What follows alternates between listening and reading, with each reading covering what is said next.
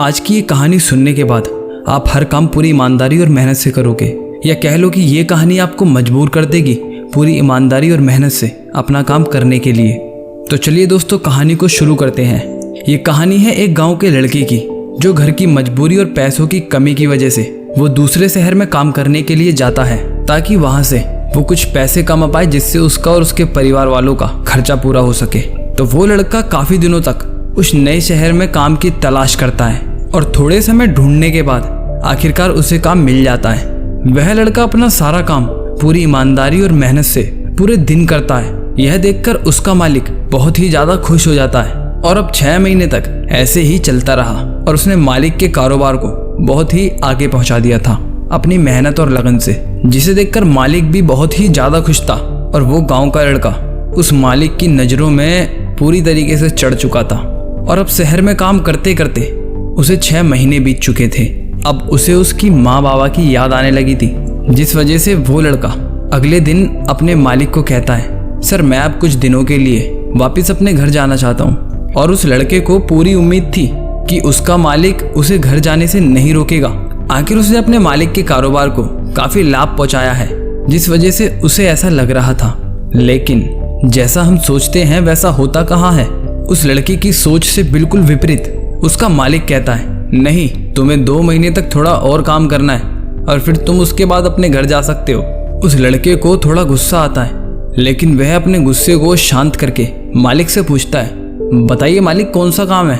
उसका मालिक कहता है, हमें एक घर खरीदना है, तुम पूरे शहर में घूमो और तुम्हें जो सबसे अच्छा घर लगे वो घर खरीद लो, और जैसे ही यह काम खत्म हो जाता है तब तुम वापस अपने घर कुछ दिनों के लिए जा सकते हो। ये सुनकर वो गांव का लड़का खुश हो जाता है और मन ही मन सोचता है कि घर ही तो खरीदना है और मालिक ने तो मुझे 2 महीने का वक्त दिया है, मैं तो 2 दिन में ही खरीद दूं। इतना सोचकर बोलता है, जी मालिक, मैं घर ढूंढने के लिए अभी निकल जाता हूँ। इतना कहकर वो वहां से घर ढूंढने के लिए निकल जाता है और जल्दी जल्दी घर को खरीदने का काम खत्म कर देता है।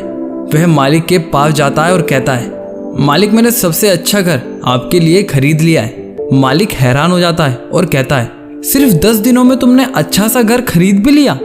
गांव का लड़का कहता है, हाँ, ये घर काफी बढ़िया था, इसीलिए मैंने खरीद लिया। और कहता है कि क्या अब मैं अपने घर कुछ दिनों के लिए वापस जा सकता हूँ। मालिक कहता है, नहीं, तुम सिर्फ 2 दिन के लिए अपने घर वापस जा सकते हो।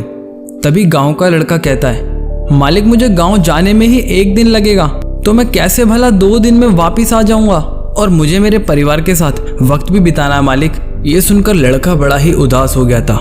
तभी मालिक खुश होकर कहता है कि अब तुम हमेशा अपने परिवार के साथ ही रहोगे, क्योंकि जो घर मैंने तुम्हें खरीदने के लिए कहा था वो घर तुम्हारा और तुम्हारे परिवार के लिए मेरी तरफ से एक तोहफा है।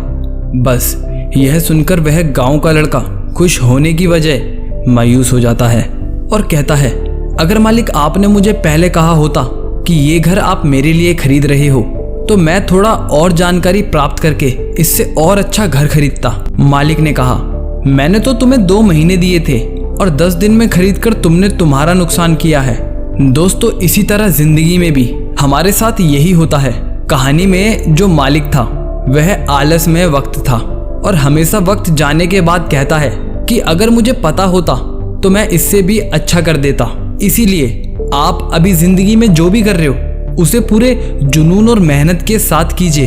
क्या पता आप आज जो काम कर रहे हो वो आने वाले समय में आपकी जिंदगी बदल दे।